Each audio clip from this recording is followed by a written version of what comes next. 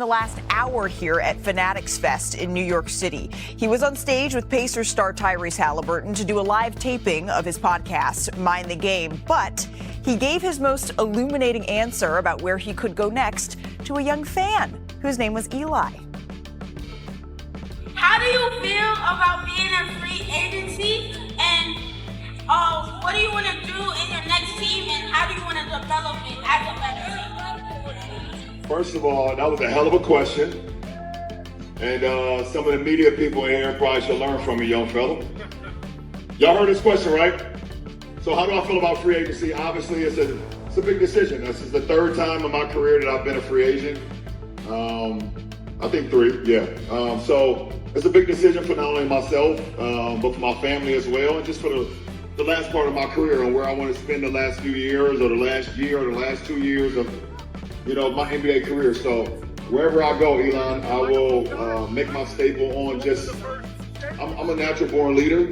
I'm gonna try to fit into whatever team I'm going into, but also, give them all the tools and give them all the knowledge that I've been able to, grasp over the last 23 years. I know the game. I know the ins and outs about the game of basketball.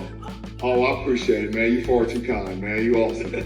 And wherever I land, I hope that you support me and I can continue to inspire you, all right? Some tremendous delivery there from young Eli, and we have a seat for you right here on NBA Today when you're ready. But Brian Windhorst is beaming in now. Brian, this is the first time, at least I can recall, that LeBron saying, well, maybe it's the next year or next 2 when talking about the amount of time that he may want to play here. What stood out to you from what we heard in that hour? And that was about all that was newsworthy for people who are desperate to hear where LeBron is going to go. And by the way, that includes the teams who are trying to get him. They're desperate for that information too. And respectfully, it is not his 3rd free agency, it is his 4th. And it's fast becoming the longer than all of the previous free agencies put together.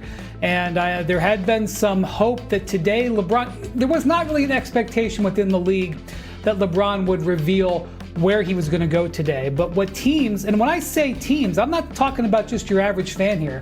Because Malika, when I was in Las Vegas this week at Summer League, the teams that are trying to get him are talking to each other, they're talking to me, they're saying, what are you hearing? There's been no information coming from LeBron or Rich Paul about what he's thinking, and not so much about what he's picking, but what is important to him. Whether style of play will be important, whether role, whether he wants to have a certain limitation on his minutes or games. Those are things that the teams would, if they had that information, they could potentially improve their bid, improve their hand. And I expect that to happen after he selects a team.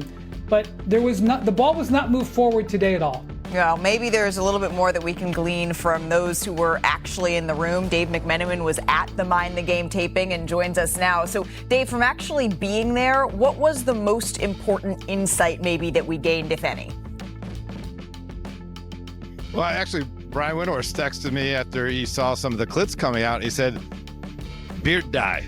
And we've seen all summer he had that long, scraggly gray beard. And I think if it was the final chapter, he may go out with a gray beard. But I think the beard dye, the short beard, leads us to believe that there could be not just a swan song here, but a final chapter that could last a season or 2. That's the first thing. And I took a seat right in front of the stage. To my right is Lakers coach JJ Redick. Did not expect to see JJ there, and I would dispute Brian in terms of there's no news made. LeBron addressed his exit from the Lakers for the first time.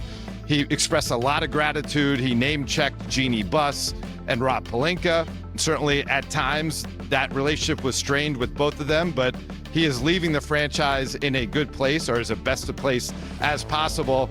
And then when it comes down to what team he's going to pick, he had some fun with it. He let the crowd, shout out team names. I hear Warriors, I hear Sixers. He even said he noticed some of the chatter online saying that if he went to Miami, they'd only be a play-in team. And so obviously he senses that the moment's only going to get bigger from this point forward, and wasn't quite ready to reveal it today. Yeah, I don't know that I went into today with an expectation that we were going to hear on stage at Fanatics Fest definitively, this is where I am going from LeBron James. But I think that this is about what we all expected. Not to mention, this is not the last time we're going to hear from him today. He has another panel scheduled coming up in just a little bit. And so maybe with other people pressing him and asking more questions, we glean a little bit more. Maybe not. Dave, thank you very much for that insight. And just as a reminder, when we talk about play style, right, this is where we're sitting with LeBron James right now. He ranks top 6 in assists, threes, steals all time, while also, of course, being the NBA's leading scorer. And he's going to continue to look to move up these new lists with his new team, wherever, whoever that may be. He is just 76 assists away from passing Jason Kidd for the 3rd most all time. So Mark Spears, who has covered LeBron James extensively, joins me in studio. Thank you so much. My friend Kendrick Perkins, who played with LeBron, is with us as well. Perk, is there anything that you are seeing today that you didn't yesterday after hearing from LeBron James in terms of his decision making? Well, yes, I think he somewhat put it out there that this is not his last year, or that it could be multiple years, which, in my opinion, could affect his decision. Because if he does play, if he's planning on playing 2 more years, who's to say that it's just going to be one stop for 2 years? It could be a stop and then another stop. But again, I'm to the point now where this morning I told Wendy, I said, there's only 2 people that knows where LeBron James is going, and that's Savannah and LeBron. Rich Paul don't even know. But after hearing LeBron speak today, I'm convinced that he still don't know where he want to go. I still believe that internally that he's still trying to make his mind up, and that he's accepting all phone calls, all voice notes. He's accepting all the love right now. And I think it's narrowed down to a few teams, but I don't think he has his mind made up either. I was fatigued entering the day. I think I was fatigued of LeBron. I don't think it's just you, Mark. But you know what? After hearing him at Fan Fest, I almost feel excited as the decision. I remember the decision. I was in Las Vegas, and it was at the Virgin Hotel. It was something else then. I think it was Hard Rock, and just the excitement. And George Karl was standing next to me, and everybody was waiting. And I feel like the drum beat's starting to come for that again. And that was only 15 minutes that folks had to wait. And I don't know how much longer we're going to have to wait, but I'm kind of with Perk. I don't know that he does know. Interesting. Right? And I think when Jalen Brown gets traded to the Sixers, maybe he knew before, but that probably threw a wrench in it. Brian, do you have any reporting that puts it one way or another in terms of we don't know, but do you have an inclination that he has an understanding of what that next step is as of right now, or are there still calls that can be made? I don't, Malika. I'm in the position where I'm supposed to know these things, and a lot of times we do. Sometimes we know things we can't say.